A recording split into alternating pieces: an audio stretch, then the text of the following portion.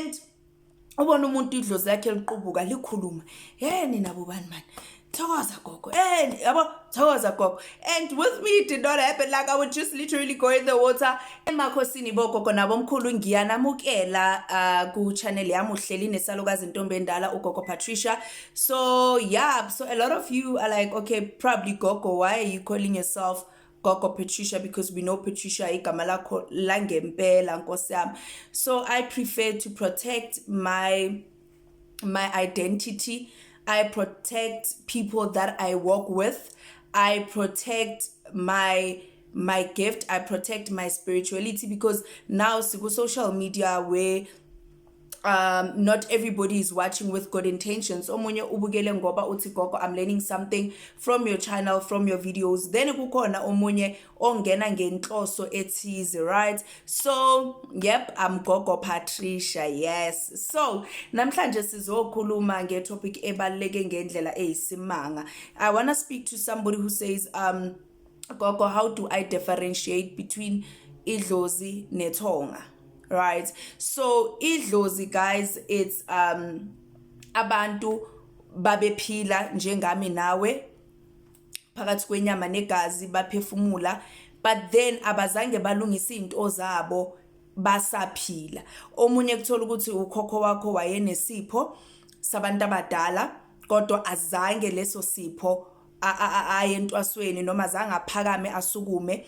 Omunye mhlambe kunamacala ahamba awayenzile la emhlabeni, manje bayambuyisa bathi go back and fix yonke le mess ewayenza. Manje they gonna look ukuthi okay, there is somebody in the family who's spiritually gifted, ngizongena kuyena loyo muntu njengedlozi ukuthi mhlambe angilungisele, mhlambe ukuthi angeze, mhlambe ukuthi athathe ikhwama. There can be a whole lot of reasons, and that's why idlozi most of the time liyadlozomela. Like you can hear even the word dlozi, like liyadlozomela. Like if unedlozi ngingathi ngise mall bafuna ukuphakama, bafuna ukuzibonakalisa noma bafuna ukubabona umuntu ongathi angabanceda, bese livele liqubuke nje uculeke uyenze a lot of things. Because mina with my spiritual journey, I was so shocked because I've never had a situation la ngivukwa idlozi estradini, esikolweni, emsebenzini. No such things happened ukuthi livuke liqubuke likhulume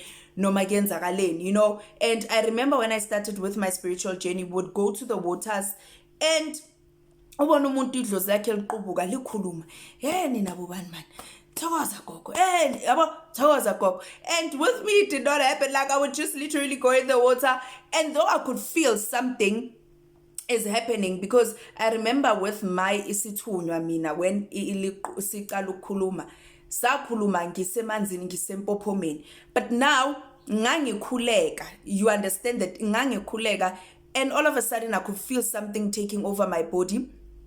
Ikhuleka nayo kodwa akusaseyimi, like yonke into engiyisho akusaseyimi, but I could literally hear myself. I could literally see the surrounding, what's going on, but thing is I could not control yabo. So akufanani. Now omunye umuntu athi gogo mina ngizwa okay yini amathonga uthi ulela ubuthongo. Like amathonga, it's people abangashonanga with accidents like idlozi. Mhlambi umuntu isikhathi sakhe besiphilile besifikile nkosami wazilalela ubuthongo. Somebody who's at peace, somebody abalungisile into zabo, somebody mhlambe wayeyidlozi naye, then generations to generations bagezwa balungisa. So mase kafika kuwena mhlambe ufika kuwena izinto sezilungile sekasebuthongweni, they are at peace. That's why most of the time bazofika kahle wena usebuthongweni ulele, amaphupho akho abe clear, bakhulume yonke into abafuna ukuyikhuluma. They don't need to come ngokulwa, they don't need that. You understand? So it's very deep, but I don't want to make my videos very long. So if you've got any questions, you are free to ask in the comment section. Then I will elaborate more on what I am saying. But ngiyabonga emakhosini lesedi khanya qama kundawo.